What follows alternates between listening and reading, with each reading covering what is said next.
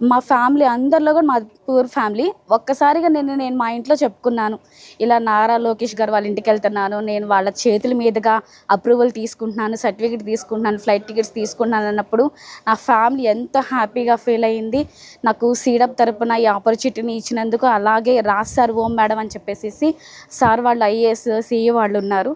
ఆ సార్ వాళ్ళు కూడా నాకు వీసా ప్రాసెస్కి కానీ, వీసా స్టాంపింగ్ కానీ, ఫ్లైట్ టికెట్స్ కానీ, జర్మనీ సార్ వాళ్ళు కానీ నాకు చాలా హెల్ప్ చేస్తారు. ఈవెన్ నేను ఈ గవర్నమెంట్ తరపున నాకు జర్మన్ లాంగ్వేజ్ బయట చూస్తే ఆ లాంగ్వేజ్ 1,00,000 పైనే ఉండిద్ది B2కి.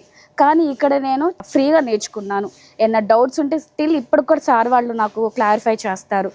నాకు ఫ్రీ హాస్టల్, ఫుడ్, అకామిడేషన్ మొత్తం ఫ్రీగానే ఇచ్చారు.